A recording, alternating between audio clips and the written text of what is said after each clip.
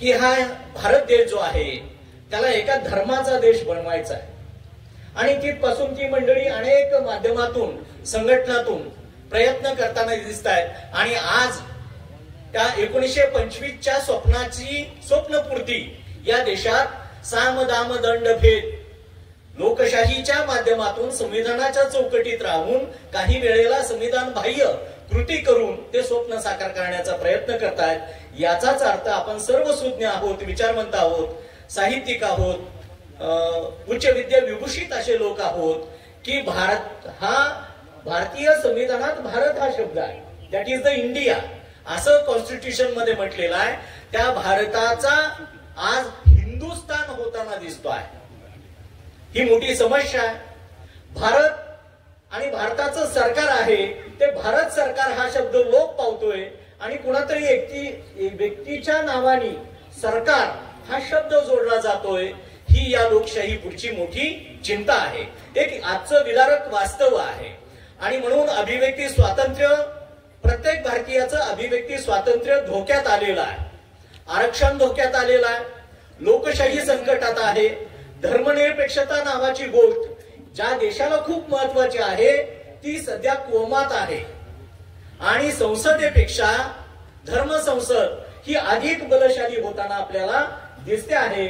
संसदेत लोकांचे प्रतिनिधी जाण्याच्या ऐवजी कर्नाटकमध्ये तर एक प्रतिनिधी 250 गुन्हे त्यांच्यावर नोंद आहे. ते संसदेत आता सध्या आहेत. म्हणजे गुन्हेगारी प्रवृत्तीचे लोकप्रतिनिधी, काही सन्माननीय अपवाद वगळता ही बहुसंख्य मेजॉरिटी ही संसदेमध्ये आपल्याला अशा लोकांची दिसते आहे. आणि म्हणून जातीय अस्मिता अलीकडच्या काळात टोकाच्या झालेत गेल्या 15-20 वर्षांमध्ये. म्हणजे जाती अंत झाला पाहिजे, वर्गांत झाला पाहिजे, वर्णांत झाला पाहिजे आणि न्याय, समता, स्वातंत्र्य, बंधुभाव या चतुसूत्रीवर समताधिष्ठित समाज निर्माण झाला पाहिजे. ही जी बुद्ध, फुले, शाहू आंबेडकर, अण्णाभाऊ या महापुरुषांची संकल्पना होती, कर्मवीर अण्णांचं, गाडगेबाबांचं स्वप्न होतं, ते लयाला जाताना आपल्याला आज दिसत आहे की अतिशय फार मोठी खंत आहे. आणि म्हणून जाती अंताऐवजी जात अस्मिता आज टोकदार बनतायत, उफाळून वर येत आहेत. टोकाच्या टोकदार जात अस्मिता झालेल्या आहेत. मानवतेची संस्कृती निर्माण होण्याच्या ऐवजी दगड, चिखल, मातीचं, सिमेंटचं मंदिर कुठल्या तरी राज्यात उभं केलं जातंय. त्याचा प्रसार प्रचार देशभर केला जातोय. खरं तर या कुठल्या तरी राज्यात एखादं मंदिर बांधण्याच्या ऐवजी ज्ञान मंदिर म्हणून अखंड भारताला, भारत देश हाच एक मंदिर आहे आणि त्याचा मी पुजारी आहे.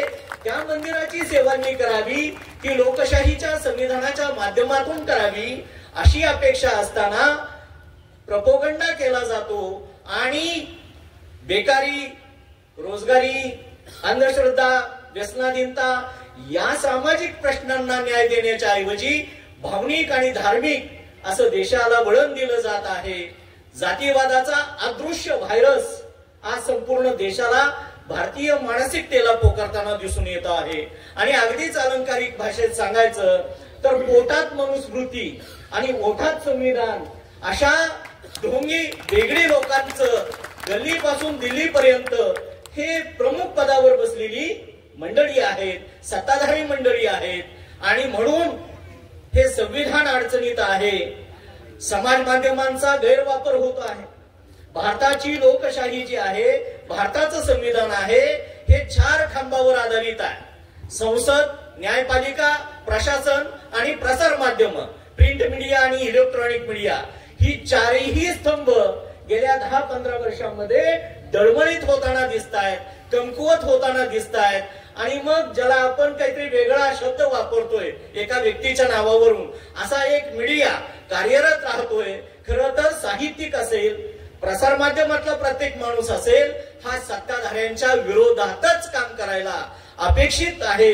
ते काम करणं गरजेचं आहे. परंतु विभूती पूजा जी बाबासाहेब आंबेडकरांना मान्य नव्हती, मला विभूती पूजा मान्य नाही असं बाबासाहेब म्हणत होते, त्याच बाबासाहेबांच्या संविधानाची शपथ घेऊन 140 कोटींचा देश चालवणारे सत्ताधारी विभूती पूजेत मग्न आहेत. आता तर त्यांना अवतार म्हणून जाहीर करण्याची, म्हणजे छोट्या छोट्या रील्स मधून काही सोशल मीडियाचा वापर करून अवतारी पुरुष जाहीर करण्याचं, विभूती पूजेचं एक स्तोम या ठिकाणी माजलं जातंय. ढोंगीपणा, बिगडीपणा सध्या बोकाळलेला आपल्याला दिसून येतोय. आणि म्हणून दारातल्या गोट्यातल्या गायीला चांगले दिवस आले, पण चार भिंतीच्या आत राहणारी स्त्री, बाई जिला म्हणूया आपण, ती अनेक नातांनी आहे. त्या गायीला चांगले दिवस आलेत आणि बाईला वाईट दिवस आले. गेल्या 15 वर्षामध्ये, म्हणजे 15 पण नाही, 2019 पासून 22 पर्यंत या 3-4 वर्षात 13.5 लाख या भारताच्या माता भगिनी या देशातून गायब आहेत, लापता आहेत, बेपत्ता आहेत. बेटी बचाओ हे घोषवाक्य जे आहे ते खरं तर कुणापासून ही बेटी बचाओ असा खरं तर संभ्रम निर्माण व्हावा अशा पद्धतीची अवस्था आपल्याला दिसून येते आहे. कारण आमचे एक लोकनाथ यशवंत नावाचे कवी आहेत, त्यांनी सांगितलं या देशाची आजची स्थिती त्यांनी त्यांच्या कवितेत लिहिलेली आहे. लागू पडते का पहा, आपण आत्मचिंतन करूया, आत्मपरीक्षण करूया. जेलरच निवांत झोपी गेलाय, जेलर निवांत झोपी गेलाय, कारण आता कैदीच एकमेकावर लक्ष ठेवून राहिलेले आहेत. त्यामुळं हे कैदी जे आहेत ते डेंजर मध्ये आहेत, डेंजर झोन मध्ये आहेत. पुढे धोका आहे हा संपूर्ण देशाला आहे, याचं भान आपण सुज्ञांनी ठेवूया. भारत हे संविधानानं दिलेलं नाव, त्याला हिंदुस्थान हेतू पुरस्कर मीडियातून पसरवलं जात आहे. प्रत्येक जण हिंदुस्थान हा शब्द वापरताना आपल्याला आढळतो आहे. आणि म्हणून जात अस्मितेचा जो मी उल्लेख केला, कारण 6,743 जाती जमाती या देशामध्ये आहेत, 5,700 जाती, 13-14 प्रमुख धर्म, वारकरी संप्रदाय, भागवत संप्रदाय, दत्त संप्रदाय, समर्थ संप्रदाय, अशा अनेक संप्रदाय यांनी मिळून हा भारत देश तयार झालेला आहे. असं जर प्रत्येक जण भारतीय नागरिक आपापली जात, धर्म, पंथ, संप्रदाय उंबऱ्याच्या आत ठेवावा आणि बाहेर येताना भारतीय नागरिक म्हणून बाहेर यावं, असं घडत नाही. कार्यालयात सुद्धा आपण आपली जात आणि धर्म, अस्मिता घेऊन निघालो, खरं तर देशाचे तुकडे व्हायला वेळ लागणार नाही. भारत पाकिस्तान, भारत बांगलादेश हा नंतरचा भाग, देशाअंतर्गत हे जात धर्माचे तुकडे पडू शकतात. आणि म्हणून हा देश आहे आंधळ्यांची शाळा, हा देश आहे आंधळ्यांची शाळा. इथं उजेडाचा रंग सुद्धा दिसत असतो काळा. ज्या महापुरुषांची नावं घेतली तो उजेड आहे. मी माझ्या अध्यक्षीय भाषणाचं नाव ठेवलेलं आहे महामानवांच्या प्रकाश वाटांचा विचार वेध. त्या प्रकाश वाटा ज्या आहेत, त्या ऊर्जा केंद्र जे आहेत, त्याच्याकडे अंधार म्हणून पाहिलं जात आहे, हे दुर्दैव आहे. खरं तर या देशाला रात आंधळेपणा जडलेला आहे. आणि म्हणून जात आंधळे, धर्म आंधळे, जात अस्मिता, धर्म अस्मिता. आणि म्हणून संसर्गजन्य हा अस्पृश्यतेचा, आता अस्पृश्यता कायद्यानं नष्ट झाली, पण कुलगुरू कुठल्या जातीचे आहेत, कलेक्टर पुणे जिल्ह्याला आलेले कुठल्या जातीचे आहेत, याचा शोध घेण्यात नाव, आडनाव, पोशाख, आहार, भाषा, उच्चार यावरून शोध घेण्याची एक अदृश्य जात अस्मिता आणि जातीवादाचा संसर्गजन्य रोग या देशाला पोखरताना आपल्याला दिसतो आहे. गावात एका कवीनं सांगितलंय, गावात दगडांचे देव आणि दगडांचीच मंदिरे, गावात दगडांचे देव आणि दगडांचीच मंदिरे, तू आणि मी हाडामांसाचा, आपण मात्र गावकुसा बाहेर कसे. तर आपण हाडामांसाची गावकुसा बाहेर अजून कसे आणि दगडाची मंदिर गावात कशी, याचं पण अंतपद चिंतन या निमित्तानं होणं गरजेचं आहे. न कोई प्रजा है, न कोई तंत्र है, यह आदमी के खिलाफ आदमी का खुला षड्यंत्र है. एक माणूस या देशाला झुलवतो आहे आणि कितीतरी इंचाची छाती घेऊन या देशावर अधिराज्य, आधुनिक हिटलर पद्धतीनं या देश काबीज करण्याचं काम चालू आहे. परभणीतल्या घटनेचा करावा एवढा निषेध थोडा आहे, त्याचा निषेधाचा ठराव आपण समारोपात मांडायला हवा. ज्या आमच्या बापाच्या संविधानावर तुम्ही शपथा घेऊन वर्दी अंगावर घेतली, वडून वडून माणसं मारता, अरे भीमा कोरेगाव मध्ये लढलेली ही अवलाद आहे, ही जमात आहे, त्यांच्यावर हात उघडताना आम्ही लोकशाही मानतो, संविधान मानतो, त्या चौकटीत राहतो म्हणून जर कोणी अन्याय अत्याचार करत असेल तर पाकडात ठेवलेली अजून शस्त्र गंजलेली आहेत, बाहेर काढायची वेळ येता कामा नये. आम्ही अहिंसेचे उपासक आहोत. वेदनेला जात नसते म्हणतात, पण जातीमुळं वाट्याला येणाऱ्या वेदना किती महाभयानक असतात त्याचा आम्ही दररोज दैनंदिन व्यवहारात हा विचार करत असतो, अनुभव घेत असतो. आणि म्हणून भारत, आमच्या शाळा कॉलेजमध्ये सुद्धा काय झालं, अभ्यासक्रमातून काय शिकवलं गेलं, भारत हा खेडी प्रधान आहे, ते बरोबर आहे. भारत हा कृषी प्रधान आहे, तेही बरोबर आहे. भारत कृषी प्रधान आहे, खेडी प्रधान आहे, शेती प्रधान आहे, हे शिकवलं गेलं, हे बरोबर पण आहे. पण भारत हा जसा कृषी प्रधान आहे, खेडी प्रधान आहे, शेती प्रधान आहे, तसा भारत हा जाती प्रधान देश आहे. हे मात्र वास्तव असताना आपल्याला शाळा महाविद्यालयातून शिकवलं गेलं नाही. आणि म्हणून हा जात प्रधान असलेला देश आहे. जे जात नाही ती जात आपण म्हणतो, हा जाती प्रधान जो देश आहे तो नष्ट व्हायला पाहिजे आणि इथं समताधिष्ठित समाज निर्माण व्हायला पाहिजे.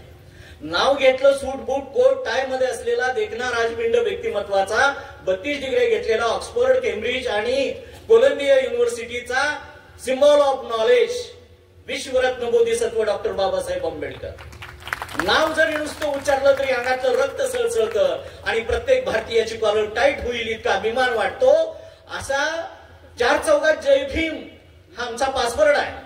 पण हा शब्द उच्चारला तर आता दहशत, भीती वाटते. आणि फेसबुकचा जो निर्माता आहे काय त्याचं नाव, मार्क झकरबर्ग, या झकरबर्गनं फेसबुकच्या सांगितलं की जय भीम हा शब्द फेसबुकवर दररोज 2 अरब वेळा उच्चारला जातो. हा जगाला आदर्श प्रेरणादायी असा विचार आहे. आणि म्हणून सिम्बॉल ऑफ नॉलेज असलेल्या बाबासाहेबांच्या विचारांची कृती आपण करणं जास्त गरजेचं आहे.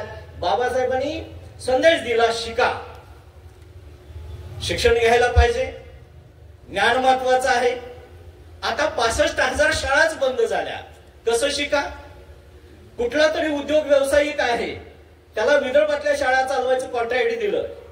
परवा तर कानावर बातमी आली, आमच्या कोल्हापूर शेजारी कोगनोळी नाका आहे, तो सुद्धा कुठल्या तरी मुंबईच्या उद्योगपतीला, अदानी नावाच्या, तो पण चालवायला दिला. म्हणजे देशात टोल नाका तो त्या काळात जसा जकात होती इतिहासातली, तसं हे सध्या चालू आहे. आणि म्हणून आपल्याला बाबासाहेबांच्या विचारांची गरज आहे. आज फुले शाहू आंबेडकरांची क्रांती या महापुरुषांनी निर्माण केली. ती क्रांती जी आहे, आता त्या विचारांच्या विचारधारेचा विरोध करणारी प्रतिक्रांती सध्या देशात सुरू आहे. जग सध्या 3ऱ्या महायुद्धाच्या उंबरठ्यावर उभं आहे. रशिया युक्रेन आपण पाहतोय, पण त्याच्या पलीकडे सुद्धा जातीचं युद्ध, धर्माचं युद्ध हे खूप टोकाला जात आहे.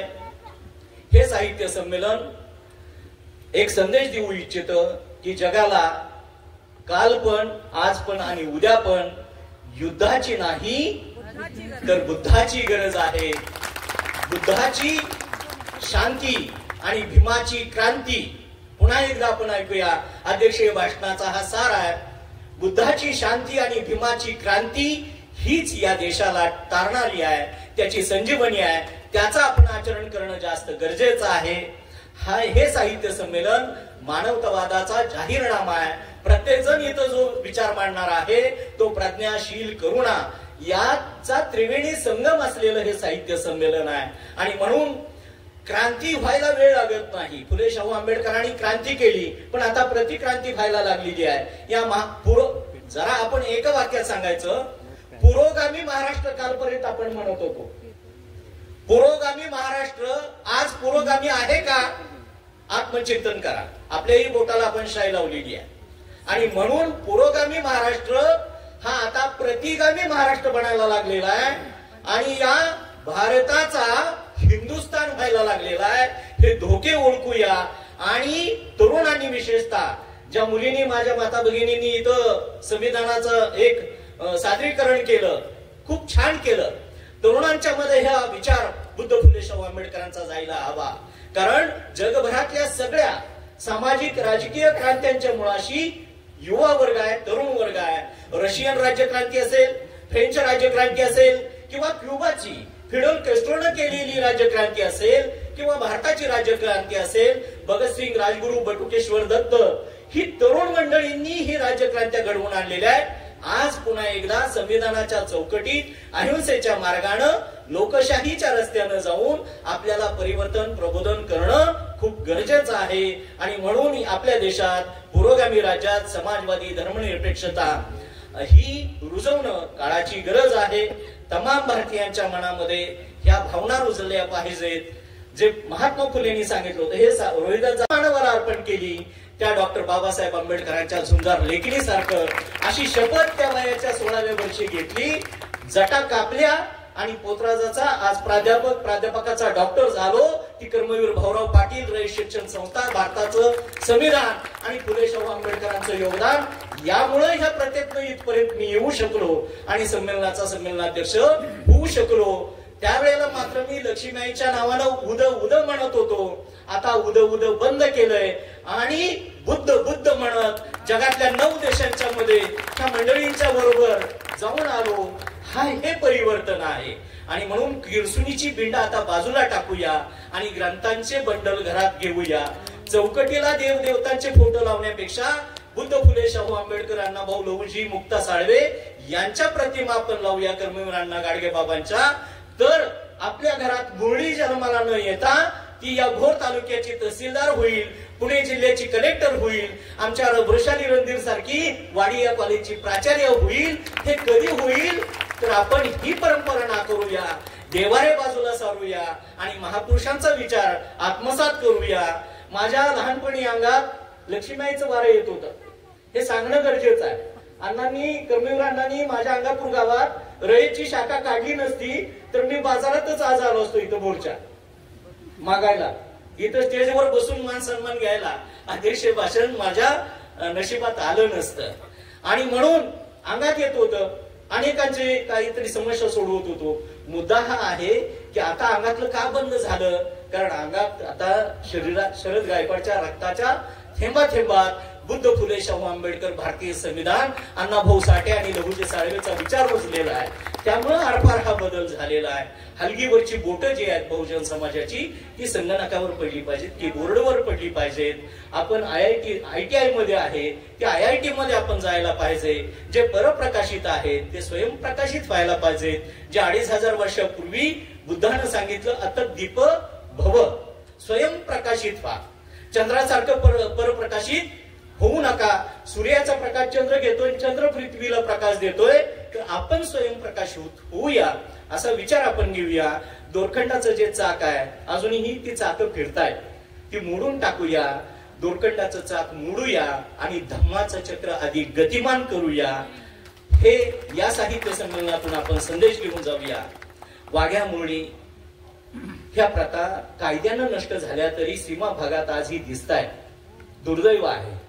तर त्या वाघ्या मुरळी वाघासारख्या त्या जगायला पाहिजे, डरकाळी पडायला पाहिजेत, त्या माणसात यायला पाहिजे, त्या IAS IPS अधिकारी व्हायला पाहिजेत। मंदिराकडे पाठ करूया आणि विहाराकडे तोंड करूया, सारा भारत बौद्धमय करूया।